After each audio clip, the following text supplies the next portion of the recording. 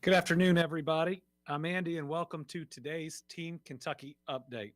We're going to start with a weather update as we have severe cold coming into the Commonwealth beginning in the west at 2 p.m. Eastern, 1 p.m. Central. After that, we're going to give a year end economic development recap. It's been a good year. Then we've got a housing rental award for the city of Louisville, and we have both Mayor Fisher and Mayor-elect Greenberg here with us today. We're going to recap recent steps in Eastern Kentucky about long-term rebuilding, give a flood recovery update, talk about flu, RSV, COVID, and then talk a little bit about how you as a citizen can help us and help the FTC in identifying areas that do not have adequate broadband or internet coverage. But let's start by giving another update on where we are with this Arctic front that is approaching. First, a recap of steps that we've taken. Yesterday, I declared a state of emergency to help make sure all of our state resources are ready before the Arctic front hits. The Kentucky Emergency Operations Center and the Kentucky State Police and the Kentucky National Guard are now ready. The Guard is now pre-positioned to assist in rescues, and we've deployed vehicles and other assets around the Commonwealth as needed. Yesterday, we also implemented the state's price gouging law so that Kentuckians can report price gouging to the Office of the Attorney General. We requested that every county designate at least one warming center, and we are asking those officials and local media to ensure you are publicizing and getting the word out about where those local warming centers are. Make it your goal for everybody in your city or your county to have heard at least once where they can and should go if they lose power or don't have enough heat. We've also opened our Kentucky State Parks to be prepared to offer emergency shelter as a backup to local locations or as a primary for our travel trailer groups. All right, a couple of key messages. The Arctic front will move east across from west to east across the state this afternoon and into the evening. It's hitting western Kentucky at 1 p.m. Central Time. So if you are in the far western part of the state, I strongly recommend that if you are not an essential employee that needs to be there, that you, if your employer also takes a look at this, that you get home by 1 p.m. Central Time. A wind chill warning and winter weather advisory are out for minor snow accumulations, but primarily dangerous wind chills that are in effect tonight through Friday. The wind chills starting tonight and through Friday afternoon are going to be very dangerous. And while the worst part moves out Friday afternoon, Saturday morning is still supposed to be negative 17 degrees. So nobody get lulled into a sense of complacency or security. It's going to be really, really cold. It's not going to get above freezing until probably Tuesday. And I think the wind chills are negative until either Sunday or Monday, depending on how that warm up works. Plan on slippery road conditions, especially tonight and moving into tomorrow. If you can stay off the roads, please do. Like we discussed yesterday, and I think Secretary Gray will mention again today, if it gets that cold, if we have some of the snow and how it can move across the roads with the wind gusts, you can have very little visibility, and we can get to a point where the salt, even with all the extra stuff we do to it, won't work to prevent ice if we have certain conditions out there. So everybody expect the roads to be treacherous tonight through tomorrow, probably through most of Friday at least. We will be giving updates on social media and other means about the conditions of the roads, but treacherous is what you ought to be prepared for. If you can avoid travel, please do. Admittedly, my family canceled plans with my parents tonight because we need to be safe and we need to make sure we're all doing the right and the safe things. Rain will change over to snow from west to east tonight, and it's going to be a really, quick transition. Oh, if we stop, yeah. So this is giving you an idea also, not just of the rain to snow transition, but also when the severe drop in temperatures is going to start. So you see 2 p.m. Eastern in the west, and then it's hitting at the very least by 11 p.m. tonight in the far east. But we should all be home and safe long before that. But rain, which we have right now in Frankfurt, will change to snow. But the rapid drop in temperature is going to change it to ice on the roads and other surfaces. And it may happen so quickly with water already out there that, as the secretary said yesterday, makes pre-treatment not possible in certain areas for roads and can lead to flash freezing. Total snowfall is currently 1 to 3 inches across the state, with higher amounts possible in local areas. But let me say from my perspective, I'm not as much worried about 1 to 3 inches of snow as I am with the wind gusts and what that does to the snow across our roadways. And I'm worried about that and just how dangerous -20 to -30 degrees with wind chill truly is. So this slide shows the current projections across the state with more snow expected in the western region. As you look at these, if you watched the slides yesterday, you'd see those confidence measures that are in the far right, at least as I'm looking at it. Those were low and medium yesterday. They're medium and high today. What that means is the National Weather Service has a high degree of confidence that there are going to be major travel impacts and a medium confidence that this will be the amount of snow. What that means is it could be more or it could be less, but they feel pretty good about this. Let's talk about the dangerous cold and strong winds. Wind gusts from 40 to 45 miles an hour. Temperatures will drop into the teens by late this afternoon in the west across central Kentucky, but wind chill will drop below zero during that time frame, and the wind chill will be down between -25 to -30 late tonight and into Friday in most parts of the state. You can get frostbite pretty quickly at -25 to -30, they say, in as little time as 30 minutes. But as Colonel Slinker's going to tell us, make sure you're covered up, head to foot, if and when you go outside. If there is positive news, we thought that we would potentially be in the -20s into Saturday. Now it looks like it's going to be more in the -15 to -17, or in some areas, -10 to -17. Now that is really cold and it's dangerous, but it's not as dangerous as what tonight through Friday will be. And then when you get into Sunday morning, we're still in the negatives with wind chill, but it's going about 8 to 10 degrees better each day. You ought to really make plans to stay safe throughout this entire period. Look, the National Weather Service has high confidence that it is going to be this cold throughout the weekend. Kentucky Emergency Management is working with partners across the region to ensure everyone has a place to go if they need it. If you want to know where your warming center is, contact your county emergency management or check their social media page. Monitor social media pages of your local first responders and organizations that can provide you assistance if it's needed. Remember, as a backup option, your closest state park is there for you, just like it's been there after tornadoes or floods. We want to be there for those that need us.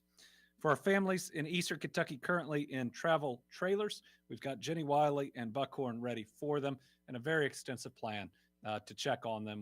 We spent the last 36 plus hours doing everything we can to further weatherize those travel trailers and to make sure they have enough propane. We are taking this very seriously.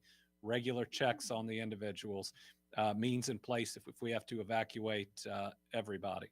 Now, I think I said this yesterday. We've been through a heck of a lot these last 3 years. We have lost 17,400 plus people in a pandemic. Now 44, you'll hear about this in a minute, from flooding, and 81 from tornadoes.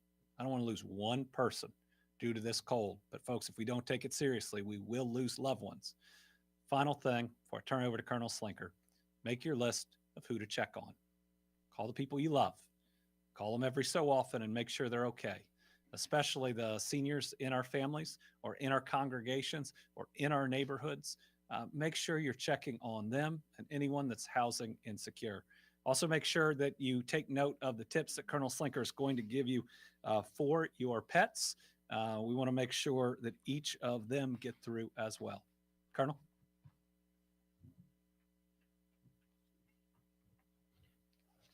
All right. Thank you, Governor. Good afternoon, everyone. I appreciate the opportunity to come out and speak with you and talk about preparedness and how we're going to get through the next few days with, as the Governor said, without a tragedy. So, again, being prepared starts with being aware of what's coming, so we know that we've got well in advance a good storm prediction from the National Weather Service. So it gives us the opportunity to prepare. Sometimes we don't get that opportunity, but in this case we do. So let's seize it. And so I implore you, look at where you're at, look at these timings, look at the effects. Again, they're predictions. They're never, 100%, but our confidence is increasing. So again, take a look at those. We encourage you to follow all your local and state and national emergency management agencies on social media if you're able to keep tracking their tips and their weather warnings as well. That's also, as the slide said, would be where you could find some of your warming centers that are located. Reach out to those local emergency management offices if you're not aware of where they are. If you're not, keep up with your local news forecast, and that could be even by radio. But keep up with whatever keeps you connected with your current conditions are. And as always, as we'll be doing here, we'll be posting tips regularly throughout the time period that we'll be involved in this to help you be aware of the current situation. I'll go back to, again, one of the first topics we're going to talk about is the heater and carbon monoxide and generator safety. I know we talked about that yesterday. I'm going to emphasize it again today. That is one of our most dangerous things that can occur when you get into one of these severe weather events, particularly when the temperatures are cold or there's a possibility of losing power. You lose power, people have generators, they start using it. The place where we go wrong is we use them indoors. So 10 to 15 feet away from the house, ensure it has good ventilation, and that the exhaust is not going to get inside of what you're residing in. So again, keep your generators outdoors. And I know I'm repeating myself, but I'm doing that for a reason.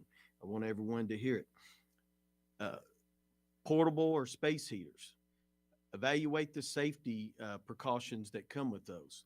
Some of them have flames, some of them have fire, some of them have fuel. See what that is and know how you can be safe using those. Put those in areas that they're designed for and not in areas that they're not designed for. And also incorporate smoke detectors and carbon monoxide detectors into your safety plan as well. Those things can change your lives when one of these other things go wrong accidentally. If you start feeling bad, remember, call 911. Carbon monoxide can sneak up on you, and it can come quick because it's colorless and odorless. So if you start feeling bad, nauseous, lightheaded, get away from it if you're capable and call 911, and help will get to you right away. Take this opportunity as well to prepare your home. Wherever you're residing, you may have a water hose hooked up outside. You may have pipes that are exposed that needs to be insulated better, doors that need to be shut, crawl space vents that need to be closed, because if it's capable of freezing, it's going to freeze this time. This is weather that we've not seen in some time. So again, it may have not froze another year, but it will soon. State and our coordination between our state and local partners has been phenomenal. I will say that when we started preparing, we started calling on our local emergency management offices to start putting plans in place. And if I can take a minute just just to say some kind words and brag on them for uh, responding just as quick and as proactively as we are. They have provided us the information we need, and we really appreciate their cooperation. And then at the national level, working with the National Weather Service and National Oceanic Atmospheric Administration, those are the folks that are keeping us ahead of this. If it wasn't for them, we'd be responding versus being proactive. So we appreciate them. And then our state response has been phenomenal as well. The Kentucky State Police, Kentucky Transportation Cabinet, Kentucky Fish and Wildlife, and the Kentucky National Guard, along with Kentucky Emergency Management, have came together and put uh, very precise plans in place to be prepared and ready to address the travel impacts that we have high confidence in. Like as the governor said, pre-positioned vehicles and people to the right locations and ready to respond as it's required. Because as we know, a storm like we've not had in a long time may bring results that we've not seen in a long time. So we're just being ready for all of them as well.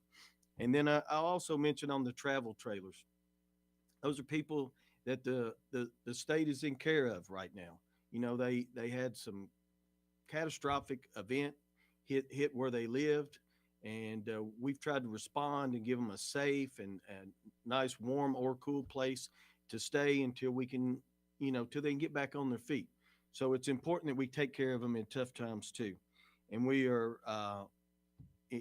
did put in place a very aggressive plan to make sure they are being watched out appropriately, and that is periodic welfare checks on each and every occupant in a travel trailer. Communication, can't over communicate in any of these emergency situations. So, communication, we're doing that by phone, in person, and repetitive messages being sent out through some of the systems we have about what's coming, what to be aware of, and opening the doors and providing numbers if they need help. How do they get a hold of the maintenance contractor? How do they get a hold of the emergency management field team? So we're making sure they have all those contacts as well. We've prepared a transportation and evacuation plan for each one of the sites as well. And that can be complex, but we know we have the state parks that are ready. We have the warming centers that are on the list that everyone's focused on. I've had been in contact with the state police commissioner, Commissioner Burnett, Colonel Eric Gibson with Fish and Wildlife, and as well, just recently, the hazard post commander with the state police reached out as they were developing their operation plan. And pre-deploying four-wheel drive vehicles, and as we know, Fish and Wildlife operate in four-wheel drive vehicles. We're ensuring that we have those in the areas if we have to enact that plan of transportation or evacuation, we have it. And I also mentioned in that area, we asked our local emergency management directors to reach out to the local first responders. And again, they have responded phenomenally with good plans to do that as well. So together, working with each other, I'm confident that if it gets to that point, that we'll be ready to take action and save lives. We've found different things to put in the travel trailers. Again, the unknown is we've typically not resided in RVs or travel trailer units, as we call them, in these extreme temperatures. So we're watching how do they fare. We have insured and double checked and triple checked all the winterization methods that we used by the contractors, the insulating pipes, and as recently found antifreeze that was made for RVs to put in their systems to maybe prevent their wastewater systems from freezing up. So we're not leaving any stone unturned. We're thinking of everything and then responding with a plan on it as well. And most importantly, we have filled or replaced their propane tanks, and that'll be continuously done throughout this event to ensure that if the trailer is doing well, that the problem's not going to be the lack of propane. And again, that is a combination of multiple partners within that. One primary being the Kentucky Transportation Cabinet that I would mention. Obviously, they have a lot to do in a storm like this, but also doing these other things that benefit us greatly is greatly appreciated.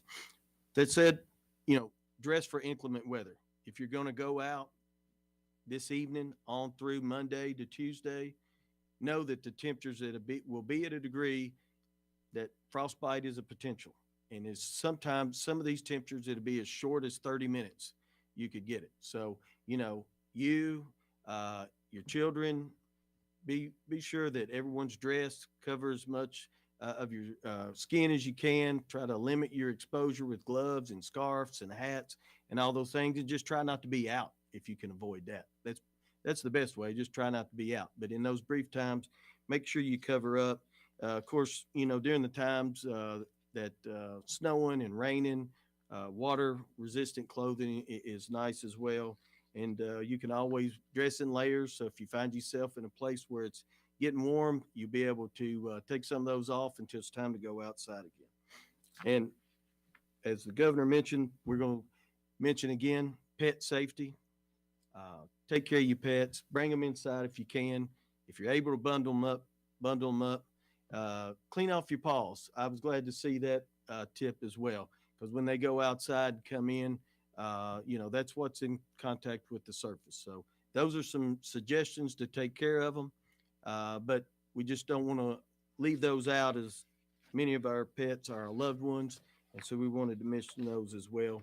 And I'll close by just saying a thank you and a public thank you to all the first responders and agencies and cabinets that are preparing for this, but one specifically for me. Those folks at the Emergency Operations Center have changed Christmas plans, uh, changed holiday travel, and different things to make sure the citizens of this state are safe. And I'm appreciative of that. And we'll have a lot of our other partners coming in today at 2 p.m. when the State Emergency Operations Center is activated and staffed with our key partners that will be responding to this event. And that's it. That's all I have. Secretary Gray for Transportation. Make sure I don't. I'm gonna make sure I don't take anybody's notes. Nope, I got them right there. Thanks. Governor's is up here. Well, thanks, Director Slinker, and thanks, Governor. Before I get to the transportation, today's activities and plans, let me put in context a little bit of what has already been said the last couple of days, what actions have been taken by the governor, by Governor Beshear, and by the administration. These are proactive steps and initiatives that have been taken, and they include the declaring yesterday by the governor of a state of emergency, which allowed activating the National Guard. The governor's also been coordinating with our mayors and county judges across the state about setting up emergency warming centers and other initiatives that can be taken.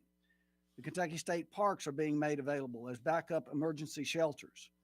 And we're paying particular attention to those that are already in temporary shelters in both Western Kentucky and Eastern Kentucky.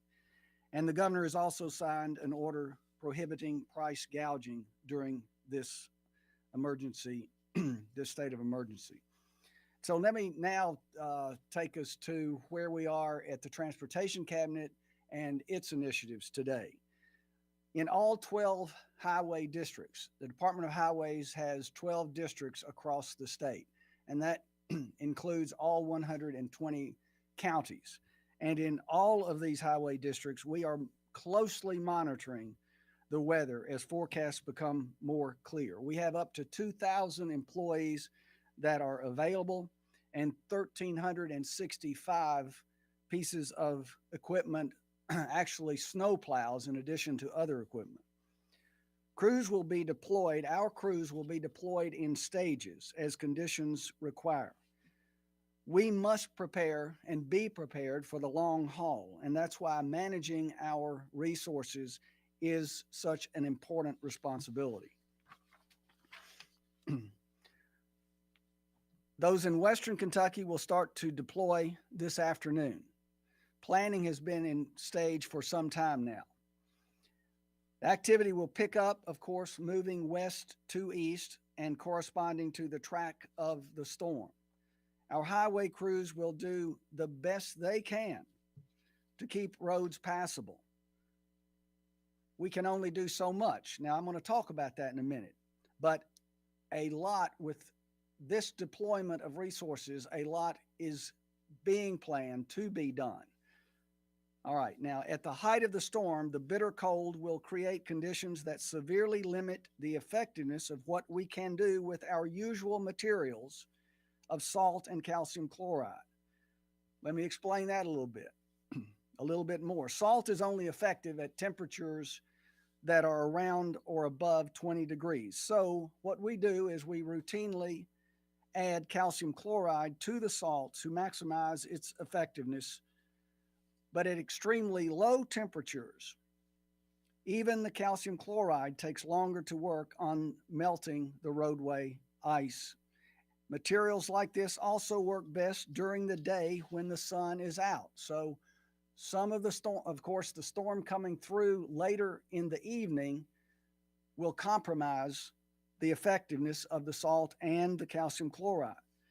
Snow can be plowed, but ice cannot be plowed.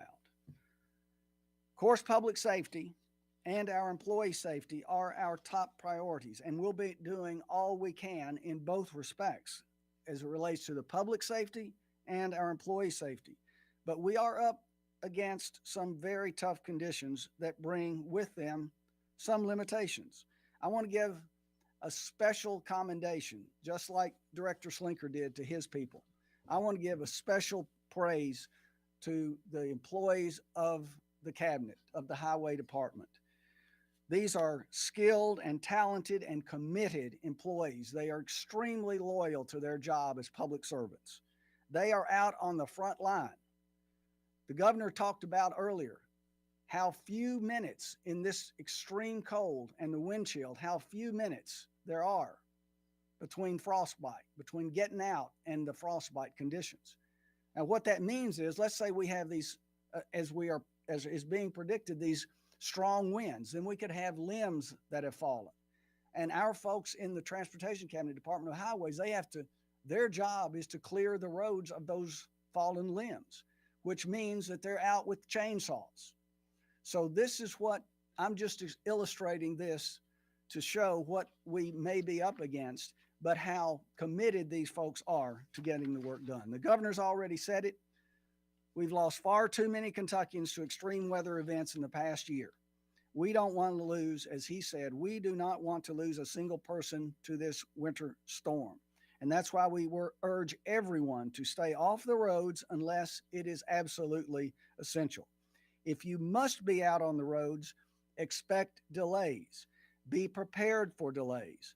Crashes usually result in traffic lanes being blocked, and even emergency lanes can sometimes get blocked. When lanes are blocked and we have to summon tow trucks, that takes time. That's why it's so important to have, this is important. I said it yesterday, I'm going to say it again today. The governor punctuated it and emphasized it. This is why it's so important to have an emergency kit inside your vehicle when temperatures get dangerously low. Basic things like jumper cables, gloves, blankets, food and water for every passenger can make a big difference to keep you safe if you are temporarily stalled on the roads. So stay informed and monitor weather forecasts. Lots of driving information is on our snowky.ky.gov website right here. And you'll find links on how to follow social media accounts for your local highway district to stay in the know and informed. Travel condition information, you can go on goky.ky.gov.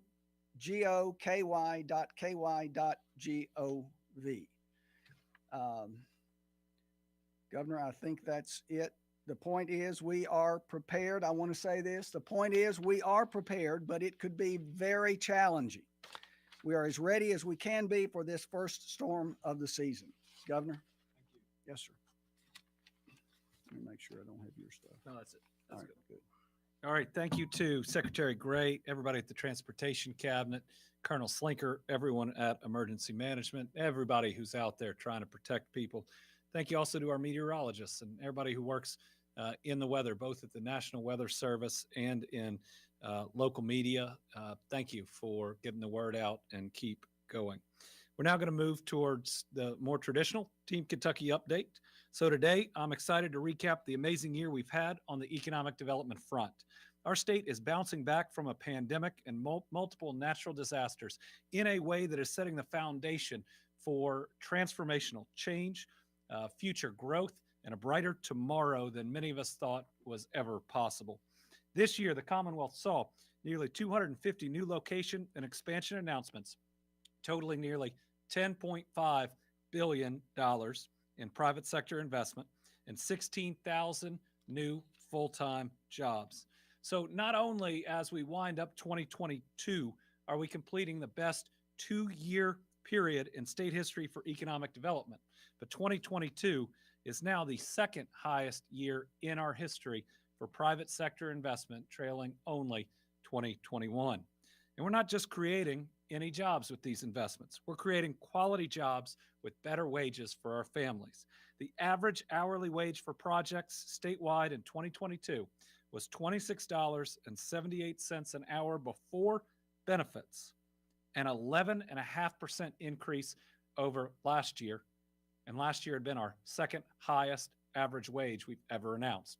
So in 2022, second highest amount of private sector investment in our history, and the 16,000 new jobs they created are at the second highest wage we've ever announced, with 2021 being the third highest wage we've ever announced. Another bright spot in 2022 was how low our unemployment rate has been. For most of the year, we saw historically low unemployment, including a stretch from April to October that it was 3.9% or below, the longest point in our history that it's been that low. It set records just about every month. 22 has also been the most impressive year for growth of Kentucky's signature bourbon industry. 2022 included more than 30 announcements totaling $2.2 billion in new investments, more than 730 full-time jobs. That's $500 million more investment than the next best year. And we can't talk about our ongoing success without highlighting the electric vehicle battery sector that is, oh my goodness, going so well here in Kentucky. In April of this year, I was joined by leaders of Envision AESC to announce the state's second largest economic development project in our history, a $2 billion investment, creating 2,000 full-time jobs, manufacturing electric vehicle batteries for the automotive sector. That's in Warren County, and we broke ground in August. And just last month, we broke ground on the Blue Oval SK Battery Park. Pretty incredible that what's going up right now will be the largest battery plant in the world, and we're about to start one of equal size right next to it. Ford and its partner SK On investing nearly $6 billion, 5,000 new jobs at the Glendale mega site. That is by far the largest investment in our history. These announcements solidify us as the undisputed electric vehicle battery production capital of the United States of America. I always believed it, but now I've heard Ford and SK On and just about everybody else in the industry say the same thing. EVs are transforming the entire automotive sector, and they are transforming our economy in incredible and positive ways. Remember, there is no mature supply chain for electric vehicle battery production in the United States of America, so there's a lot more coming.